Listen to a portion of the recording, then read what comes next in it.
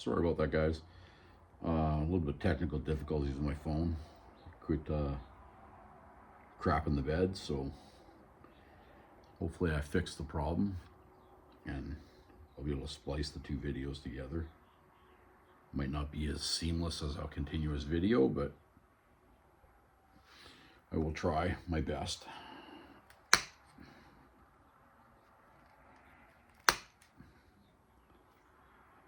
So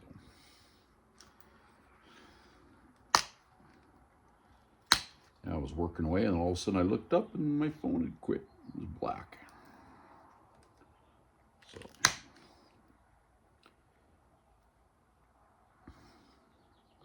So that's what we're looking at now. I got a little bit here that I got to take off, but as I was saying, when I noticed the phone quit,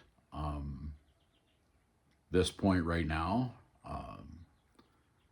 I'll work this side to put flake scars on it, but realistically, that could be sharpened up, stuck on a stick, and used to kill something.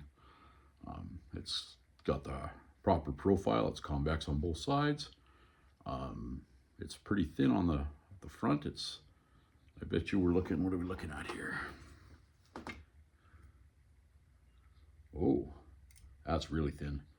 I'm looking at under 1/8 of an inch, so 332 at the front, and at the back I am looking at 3/16 of an inch at the back.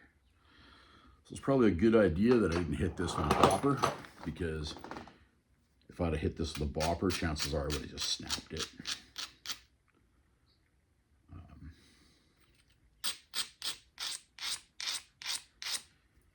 Like I was saying before, you want to really make sure you got good platforms doing this.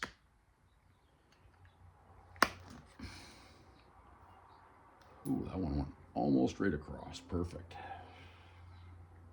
Try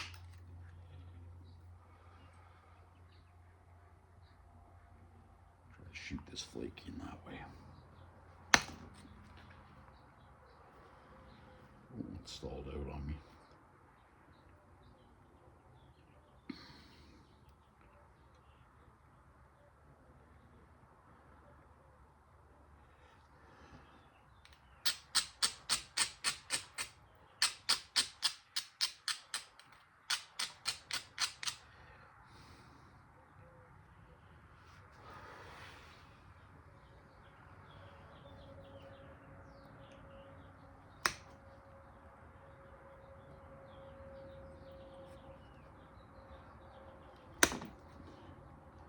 Oh, they're perfect. So I popped that flake right there, and you can see it ran all the way up to there, so it went almost an inch. And it took the last, yeah, that flake ran 15/16 of an inch. That's pretty good. Now we'll just see about skinning this side. We'll put a couple of notches in that, and it should be a nice little point.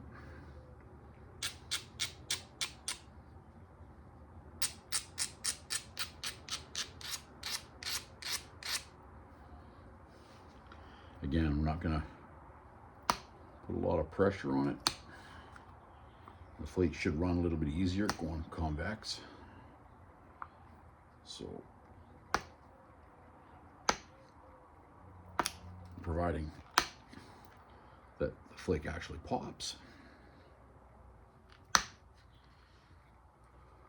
There you go.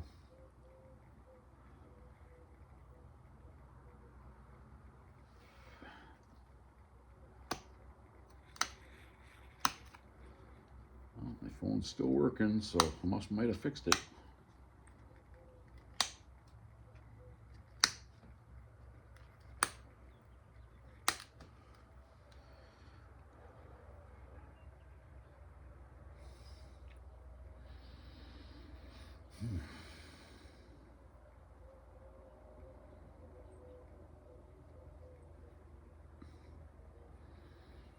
This might be my thinnest point to date overall. Like, I've had some that are 3/16 of an inch thick, but not near the point.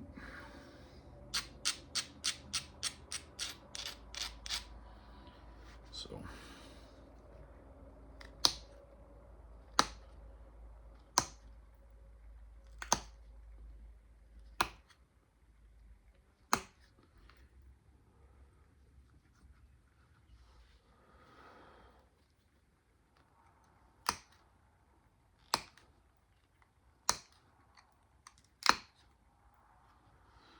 mosquitoes are out, so you know it warmed up.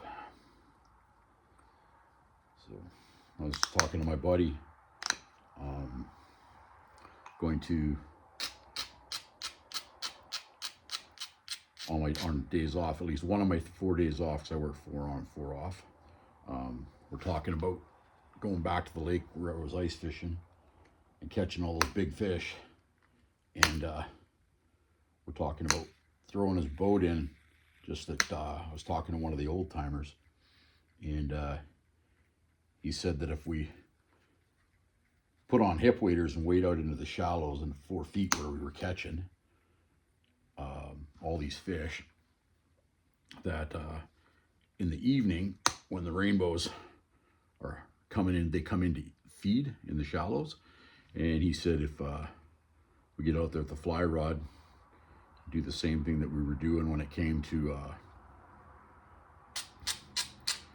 when we were catching them ice fishing, tossing a leech or a water boatman up the lake, that the he says we'll catch the big lunkers when they're coming in. So my buddy just told me that his truck's insured, his boat's already on the boat rack. So looks like I can foresee some fishing in the future.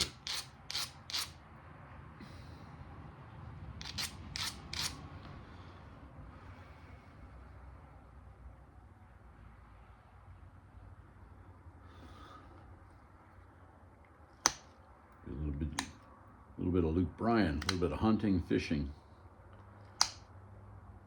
Loving every day. And if I could find a way to retire right now, I'd be on it.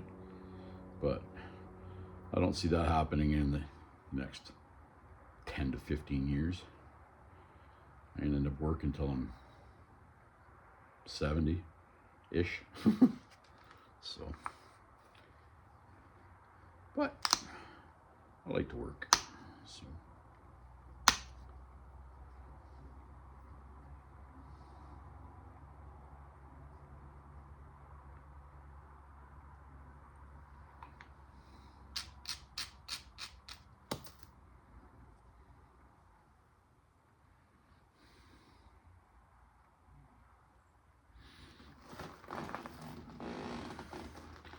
Couple more passes, and then this one will throw a couple notches in this one, it should be done.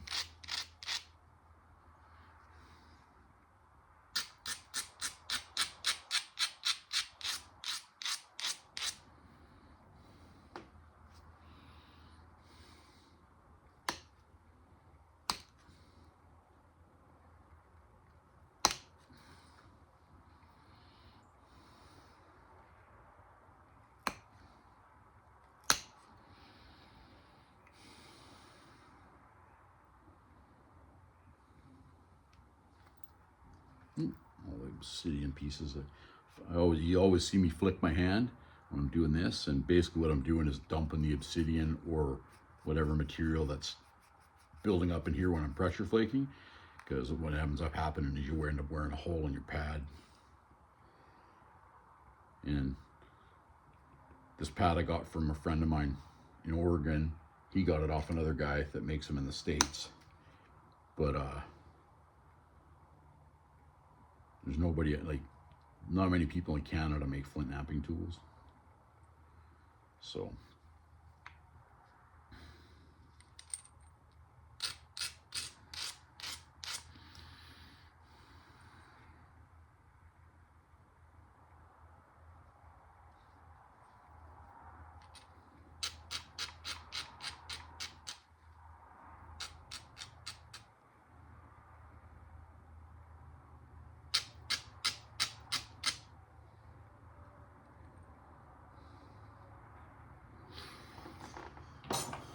I'm gonna see if I can make an Elko style point out of this, maybe.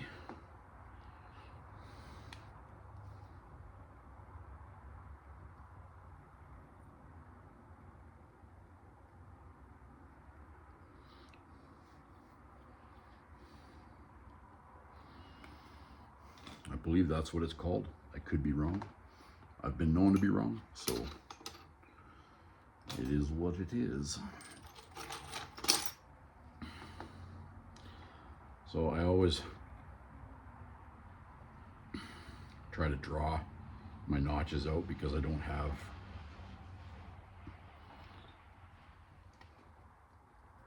trying to make my notches the same always seems to,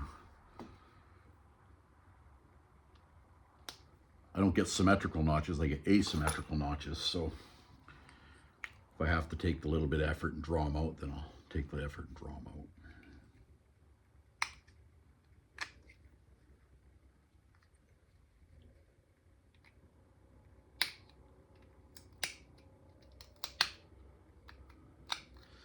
And when you're notching, don't take, notching is my nemesis.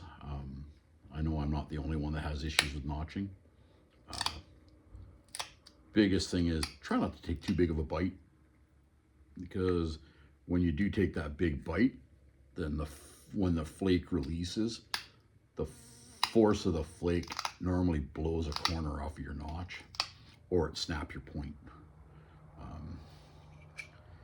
Some days I'll do really well and I can drive a really thin notch in, and then other days I couldn't notch something if my life depended on it. So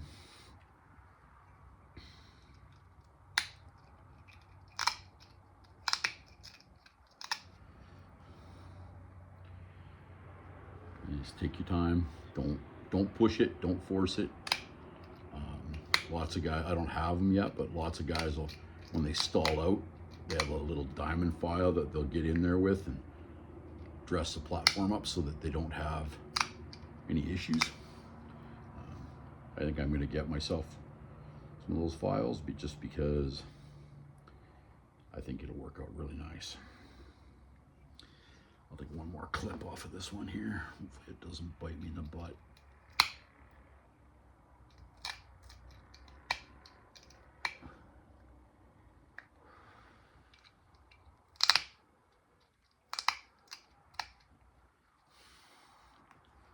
There we go. There's one notch.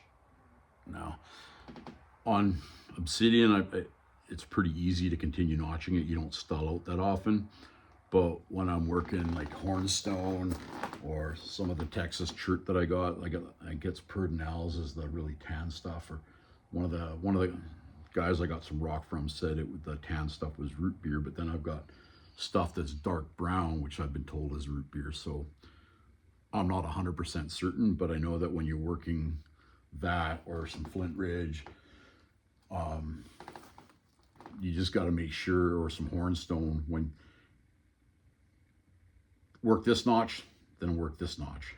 Go back and forth, and that way if one of the notches stalls out, both your notches are the same. You don't end up with one notch that's really nice and deep and then the other notch is shallow because you stalled out for whatever reason.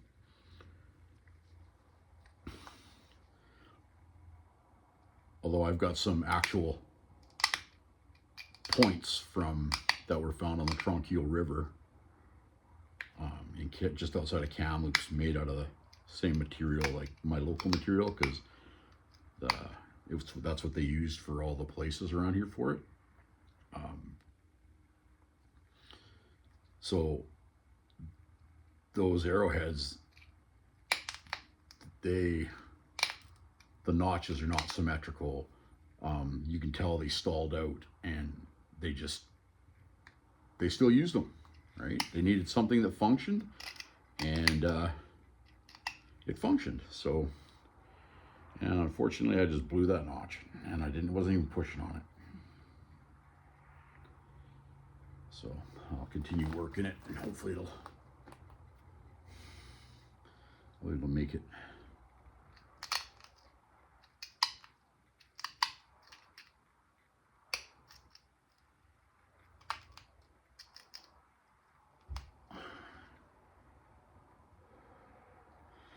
We talked about the notches blowing and the notches stalling out, and guess what? I just did it.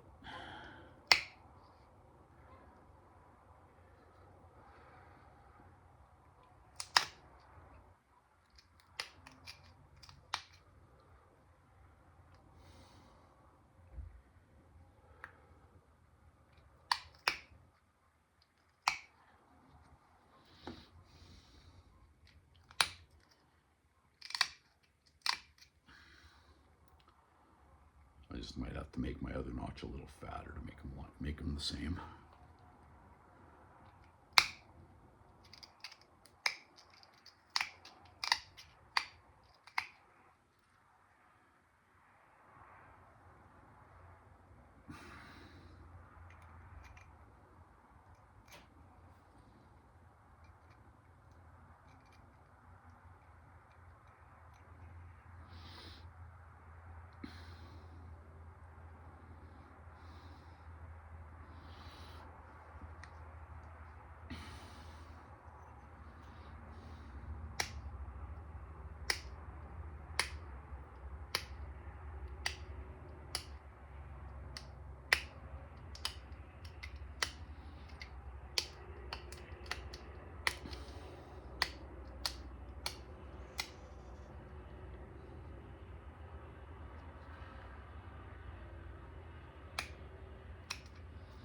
You know, like I was saying before, don't push your notches. Like if you're working it and all of a sudden it stalls out, then you can try to push it, but I know from experience for myself that when I've done that, my points ended up in, I've either broken this whole corner off or I split the point across this way, like, because when you're notching this and you push down here, if you take too big of a bite, the stress is right along here and it just runs right across your point, and then you end up with a broken point.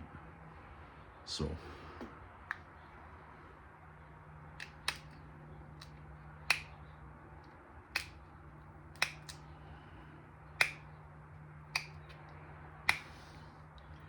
and if you guys would like me to try to make a different point style,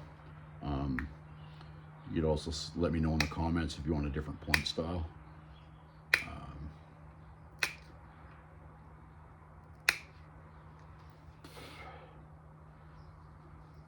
We'll just go from there.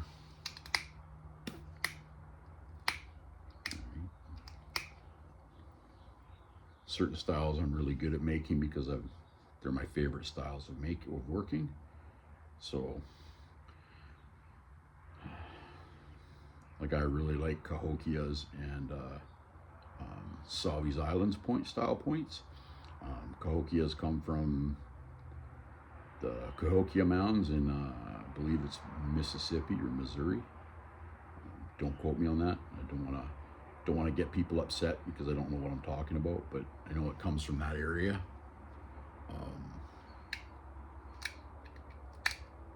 And Savi's Island come from Washington State.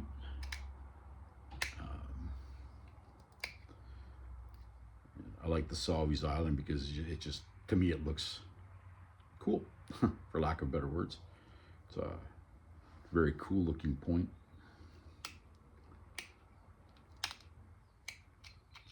But there's others, like one of the guys in my group, he makes really good pine trees. Yeah, if it was up to me, I would like a point from every flint napper around, just to say that I have it, right? And I've got some of my original points, and the reason I kept them is because I've been doing this for going on 5 years, which isn't that long, but I've busted a lot of rock, and you can see the improvement. Like if you look at one of my points that I made when I first started, I mean, like I couldn't thin very well. I didn't know how the rock broke. I didn't know all that stuff, and I watched video on video on video, and I was trying it, and I'd have a little bit of success, and then I'd have a bunch of failures. So, and that's all part of this. Like if one of my friends I was talking to, he said, if you ain't breaking, you ain't making when you're flint napping. And I find that to be an actual truth.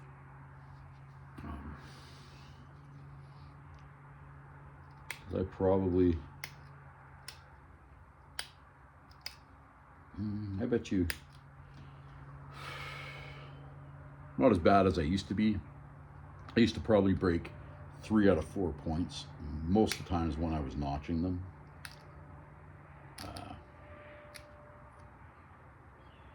Now I probably break 1 out of 5.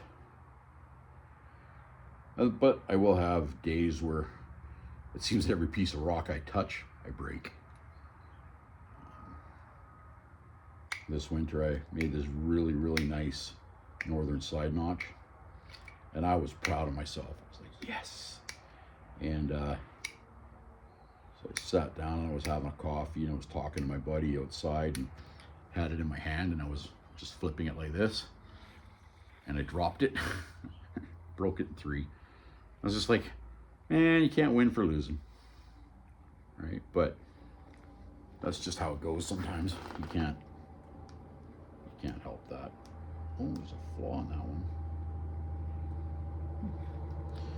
Let's work down here, see if we can get rid of that.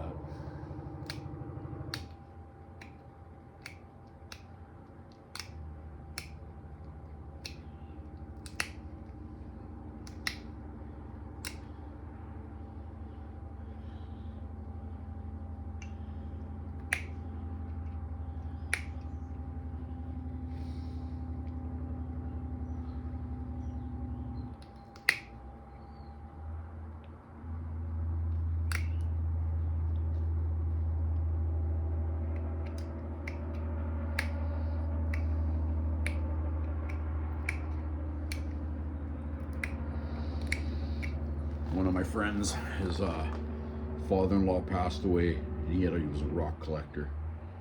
So he asked me if he brought some pieces of rock in, if I could look at them and if I could use them to make arrowheads. He'd give me a bunch of the rock, and he just wants a couple of projectile points made so they can put on the wall. Every time him and his wife look at them, they'll think of her dad, because it was his stuff.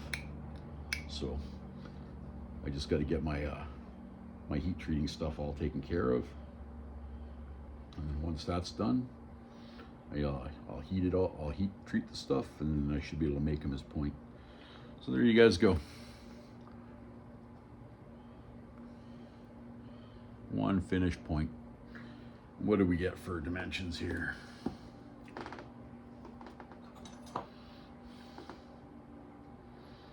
So we're 2 1/8 long, exactly 1 inch wide, just under 3/16 of an inch thick.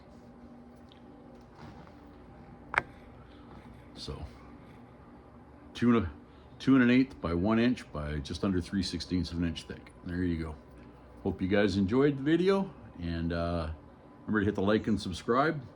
And I've been a little bit behind, so I'm going to got 167 subscribers now. So I've got a knife that I'm gonna make in a traditional style. So it'll be like the big teardrop style with the handle. I'm gonna make one of those. I'm gonna do the video on making it, and then I'm going to everybody that watches the video, if they hit the like and subscribe and everything else, and then what I'll do is I will do a random number generator, and whoever picks the right number, I will send the knife to. So hopefully that'll make somebody happy and make somebody's day. All right, hope you guys have a good day, and keep chipping.